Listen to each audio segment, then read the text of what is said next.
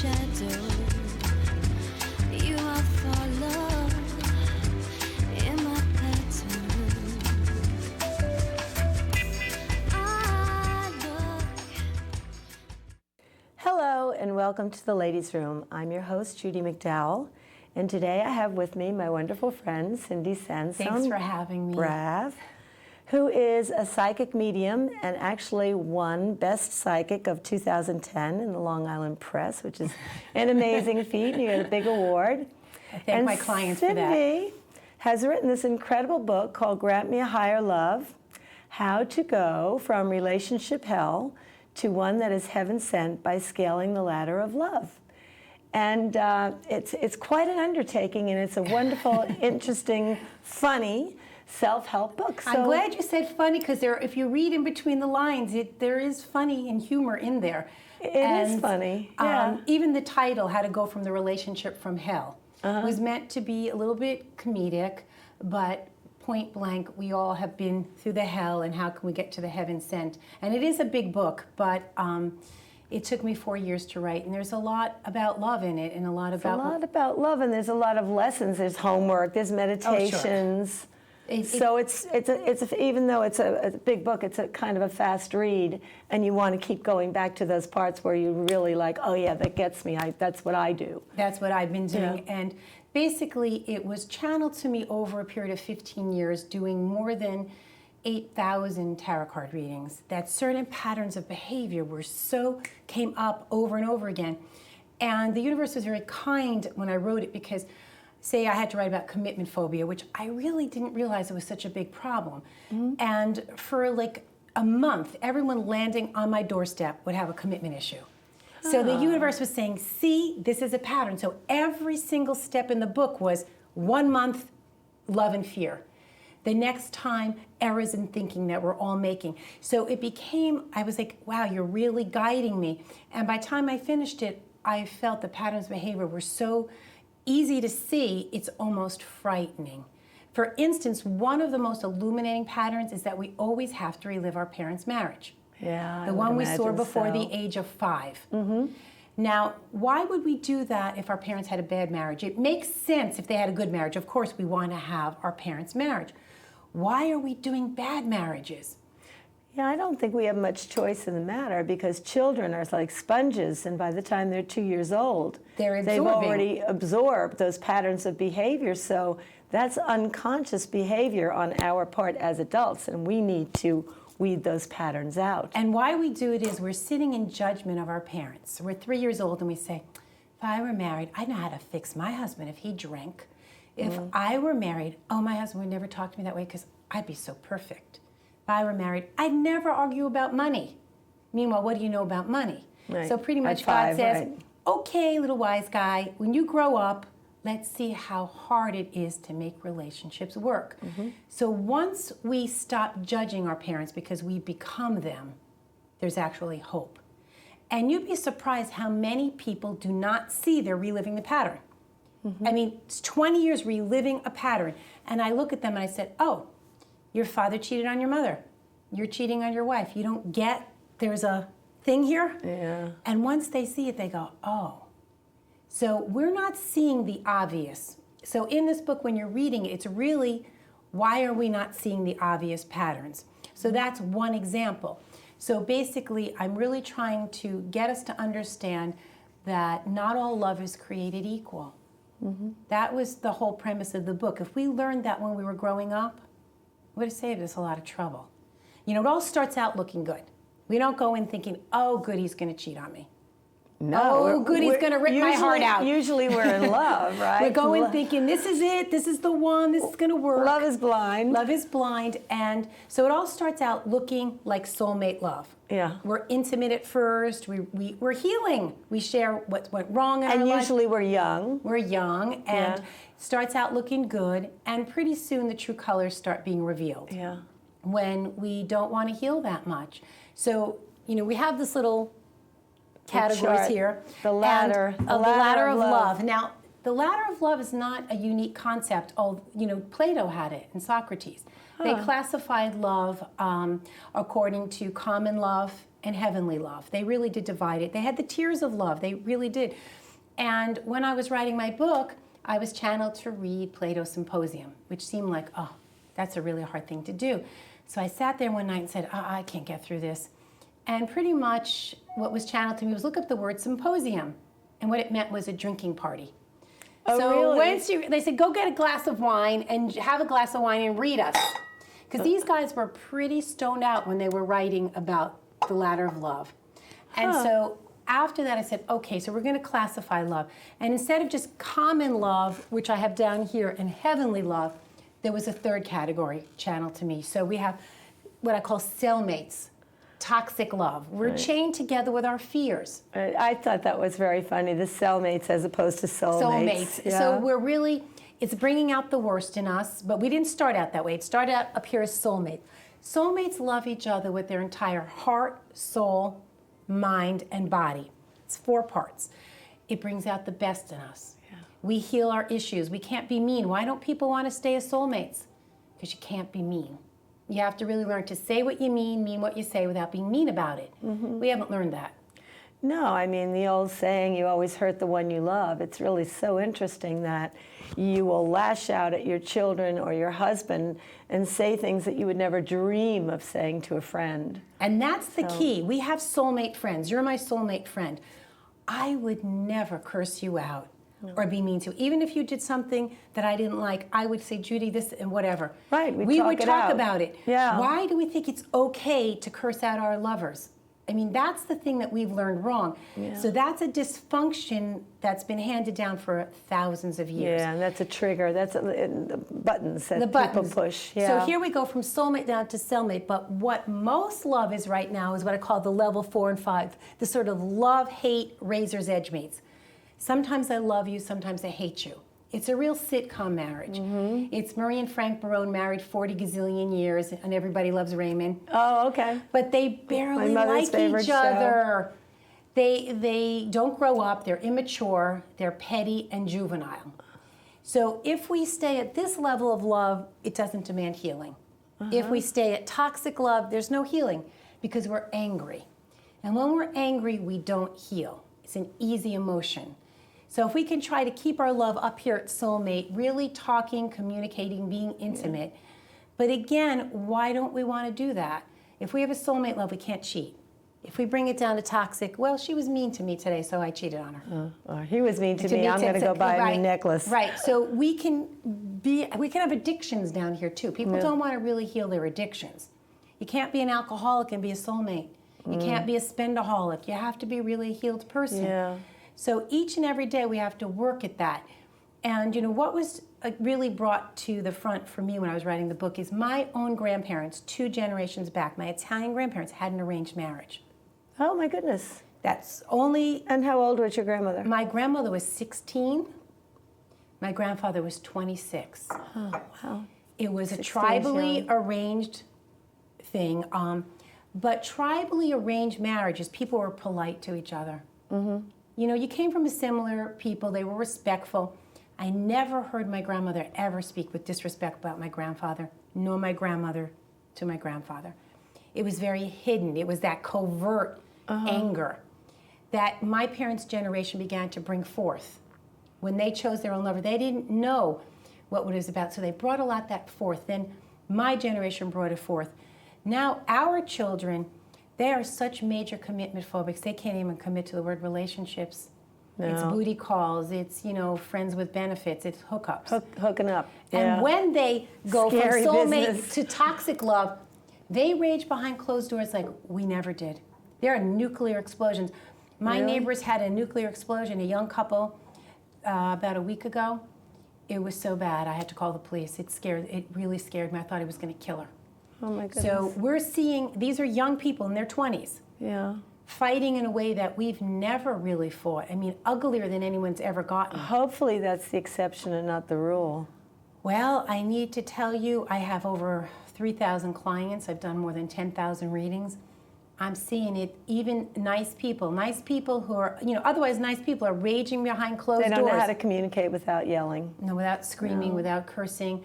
There's often drugs involved in that kind of toxic. When you combine alcohol or drugs with rage issues, with Somebody- jealousy issues. Somebody could get killed. Jealousy issues, it's a combination. That's an accident waiting to happen, yeah. And so if we can all become aware that if our relationships have become toxic, we need a timeout. Yeah. We need either to walk away from it, say, look, I have to heal my own issues, you have to heal your issues. Maybe we can come back together. But anybody who deals with the court system, the divorced parents, it's really worse than ever. So we've evolved as human beings, but our relationships have devolved. So that's a really major problem, because toxic love over here, cellmates, angry love, teaches war. This sort of mediocre, where we don't talk, we don't communicate, Cold War. Soulmates are teaching peace. We can't have this kind of wars going on behind closed doors, or we're never going to end war. So the universe was very frantic to channel to me and lots of other people that if we can't make peace in our own homes, there's no peace for the world. So this is a real major issue. So in writing this book, I had to deal with 19 steps to a higher love. It's not just one step. It's first understanding the difference between love and fear.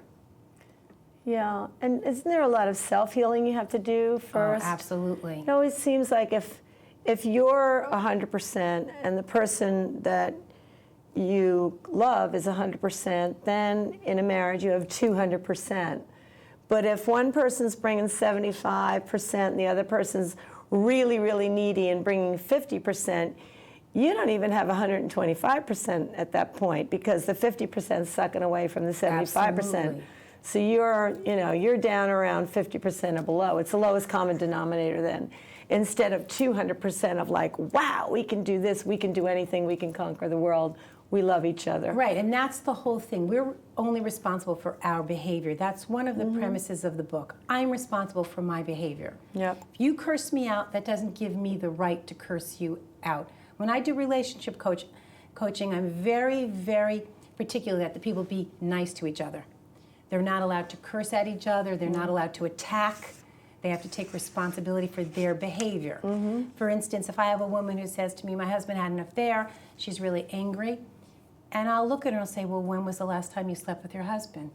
And she'll say, 4 years ago. And I said, heart, soul, mind, body. If you're not going to sleep with him, somebody else is going to. You can't go, well, we're married. No, you're married, but you're not heart, soul, mind, body. Yeah. So you have to get back in that bed with him. But I'm so angry, I'm so mad. Well, somebody has to start forgiving. Somebody has to start healing. Right. Well, also when there's alcoholic behavior and the husband always chooses the alcohol over the wife, there's a lot of resentment that builds in. And when, or the only time he wants to do it is when he's drunk. And the wife's like, yeah, well. Well, what did I tell you? You can't be bottle. soulmates and be an alcoholic. Yeah, no. We can't be an addict of any sort. We have to heal our issues. But again, we have to be responsible for our behavior. I can't fix somebody. That's part of learning in the book. It's not my job to rescue you. Yeah. It's my job to be the best me I can be, to love you unconditionally for a period of time. If after a while you're still drinking, you're still abusing me, all bets are off. I don't make any excuses for your abuse. I really don't care what mommy did to you or daddy did to you. Knock it off. This is me here today. I'm not responsible for your parents. I'm not responsible for the past. I'm responsible for today. So we can't keep blaming our parents. None of our parents were all that great. Some of them, they did the best they could with the knowledge they had. But if I'm going to blame everything on my parents... No, at a certain point when you're an adult, you have to take responsibility. And there are courses out there like Mind Control and Mind Freedom where you examine your patterns and you say to yourself, can I let go of this? And you literally take a deep breath and just like let it go. But you don't want to let go of it, because then you're responsible for your behavior. If I can blame it on my father No, I and mean mother... let go of your behavior. No, but can you understand why people don't do it? Yep. If and actually in the past what was channeled to me, the bar mitzvah age 13, now I'm a man, now I'm a woman, you were responsible for your behavior. It didn't matter who your mommy and daddy were, because they're not all that influential over the course of a lifetime. It's about 30%. If 50% you weed out mommy, the behavior. 15% daddy. Yeah. 20% is our culture. It's a hard culture to raise kids. 50% is our own karma. So if we stop blaming our parents, and now God has extended to 25, because our children are 25 going on 15. Yeah. But at the true. age of 25, you have to forgive your parents. You have to let it go and try to do better. The dysfunction they taught has been going on for thousands of years. If our parents beat us, in the history of the world, parents beat their children. Right. It's just the way it was. If they yelled, that was the way they were taught. That was the way they were raised. If you spend all your time saying, oh, my mom did this to me, my dad did that to me. Especially when you're 60 years old. You know, you lived through it when you were 8. Hello, you're 40 now. Could you let it go? And that's exactly letting go of behaviors. Being responsible for today. Because my book is very much how you deal with today. Not, 20,000 more years of psychoanalysis. Right. It's, I'm still doing patterns of yesterday, and some of it's just knock it off. Yeah. Some of it's just, I want to scream. I have to learn to stop screaming. I have to learn to stop being a rageaholic. I have to start talking.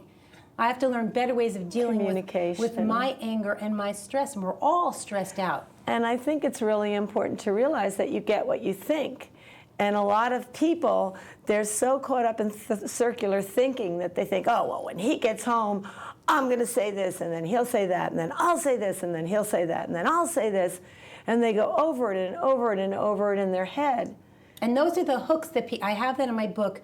We walk in and you ask your husband, oh, are you hungry? And he says, what's it to you? Oh, God. So you could just answer, oh, just want to know I was going to make something for dinner. You could have stopped it right there. Instead, you could say, well, I'm not going to ask you anymore. Can you see how Why should I be the one to stop it? Let him stop it. Right. So somebody's got to stop it somewhere. What I do is try not to take the hook somebody throws me. Every day somebody's going to throw me a hook. Don't take the bait. And I'll just diffuse it. I just won't take it, and they'll go, oh, Because people want fights to avoid intimacy. If you don't Why give don't it people energy, want intimacy? Because then I have to heal. Again, we've all had enough lifetimes of figuring out, if I don't heal, I can get away with murder. If I heal, then I'm going to feel bad when I'm not a nice person. I'm going to feel bad when I stab you in the back. But if I could keep blaming you or somebody else for my behavior, then I get myself off the hook. So it's once and for all, let's all be responsible for what I've done today to really not be the best person I can be. And every day love goes up and down the ladder. That's the most important thing. Yeah. You can be soulmates, making love, be wonderful. Some stress comes in, all of a sudden we're down to toxic. Well, what is that kiss and makeup thing? Like you have the big fight and then you have makeup sex. Where does that fit on the ladder of love? Well, that's bringing it back up to soulmates. Oh, If we see we went down in our behavior, we say, I'm sorry, let's stop. And, I'm So that's blessed. a good thing, the kiss and make up. Yes, and I'm blessed with a wonderful soulmate. And sometimes when it gets bad, wonderful thing TJ does, he just kisses me. Aww. I'm going on and he just gives me a big kiss. And you know what? You stop. Stop. You stop. It's enough, It's okay? over. He heard it. It was enough. Yeah. It's over. And if we could all just sort of kiss and make up before it even gets that bad. Because, if we've seen parents really fight, and I've seen my parents with doozies, and toward the end of their life... That was my parents' mode of communication. They fought, My father kept everything inside. My mother would nag, nag, nag, nag, and then my father would just explode, and it was just and it's a pattern that we've learned. And so... And I don't think they knew how to communicate without yelling. And the sad part being a medium, and how does this all fit in, is the dead people will say to me, oh my God, I wish I didn't fight so much. Yeah, how much I wish I told her I loved her. How much wasted and I time. missed her. And if I could just sit and kiss her and talk with her. And maybe they wasted 5,000 hours fighting. If they could have one of those hours back to sit and talk. Yeah. So let's not go to the grave with regrets and saying, why didn't I say I'm sorry? Why didn't I just stop it? And we realize when we cross over and we see the patterns of our life in a life review, we go, I didn't do better than my parents. Sometimes I did worse. We're usually doing worse. That's the sad part. Yeah. We're not doing better. We're doing worse. Yeah. So we're getting lazy. We're getting lazy. We get lazy. And stuck in their also, patterns. think about it. Now women are working. Why should I change? But we're working. We're tired. Yeah. Sometimes we're just exhausted. So sometimes we need to say, look, this is not a good day for me. Let's just not talk about this today, but we will talk about it tomorrow. You could also realize there's certain issues you may never resolve. Yeah. Are you going to stay with this person? Then those are the issues that are just there. Yeah. So you're either going to accept them and still have a decent relationship, or you're going to walk away. It's a choice. Yeah. But really, doing nothing is negative karma. If we sit there and say, well, I'm just going to leave this relationship horrible. Well, God's going to get in there and fix it. The universe is going to get in there and fix it with a wake-up call. Yeah. And a wake-up call's never good.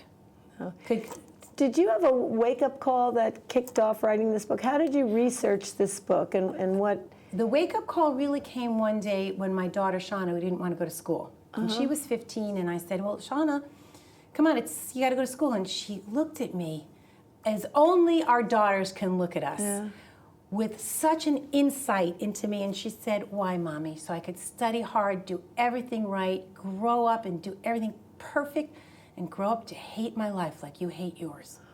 Did you really hate your life At that point? I did. I was married 20 years. My marriage was not good. I was working 1,000,000 hours, carrying everybody's cross, the martyr, trying not to have war. What I did was I didn't want to fight like my parents, so what I did was make peace at any price. I shut up. Oh, boy. But she saw underneath that veneer that I was very unhappy. And pretty much I climbed into bed with her and said, okay, and just slept with her. I didn't know what else to do at that moment, but it was a wake-up call to me, and I said, to the universe, and I hadn't really been on such talking terms with God at that point. I said, I'm losing my child. Show me the way. And it took me 9 more years to get out of my marriage. It wasn't easy to get out of it. It's interesting that you said, show me the way, because you always read these self-help books, and they say, let go, let go, let go. And people are like, but what am I going to do? How am I going to do this?